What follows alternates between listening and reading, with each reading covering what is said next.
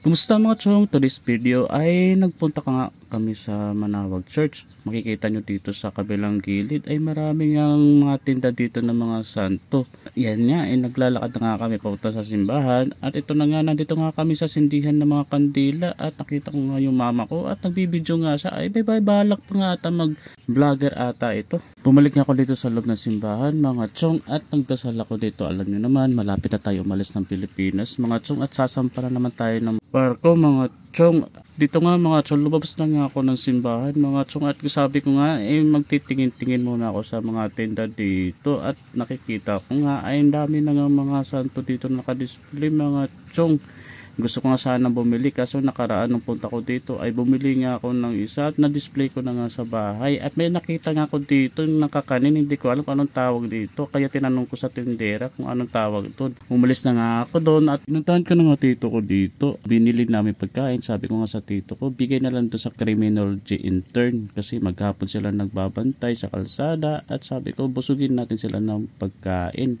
Iyon na nga, binigyan namin ng pagkain at binigyan ko na rin ng soft drinks dito. Sa oras na ito ay hapon na. Ang buong araw kaming hindi pa kumakain sa oras na ito. Seafood restaurant nga ang hinahanap namin. Kaso nga lang hindi na kami mahanap na seafood restaurant. Kaya hindi na kami namili ng iba pa.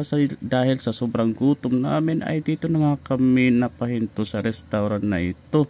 Dito nga ay nakasando na nga lang ako dahil sa sobrang init nga ng panahon. At ayan nga, bumaba na nga kami ng sasakyan dito. At ito na nga, namimili na nga kami ng pagkain. Sabi ko nga, yung mga pagkain nga na hindi pa natin nakakain sa bahay ay iyon ang piliin. Sa sobrang gutom ko nga dito ay may dala pala na tito ko ng siomay at ito nga kinakain ko na nga dito dahil gutom na talaga ako sobra. Maghapon ba naman kami hindi kumakain nakita nga ng tito ko na mayroon niyang kambing sinabawan sabi ko nga sa kanya wag naman po kambing sinabawan at hindi po ako kumakain doon. At ito na nga dito na nga kumakain na nga kami dito. Alam niyo naman, nakita niyo ba na may lumilipad-lipad pa dito na lang. Pagkatapos nga namin kumain, ito na nga ay nagbiyahe na nga kami pa uwi na to. At syempre video po na at nakita ko nga yung sunset.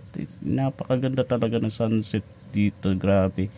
Akala mo ilalabas na yung mga Dracula sa kulay ng araw na ito.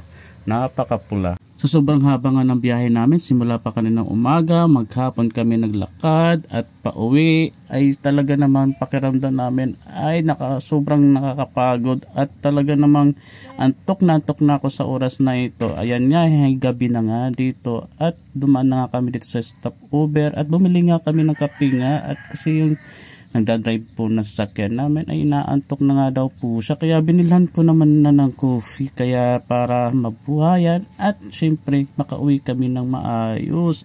Napadaan niya dito mama ko, parang nagsalubong kami na parang ewan na parang hindi kami magkakilala dito. Siguro sa sobrang antok at pagod na siguro nararamdaman namin.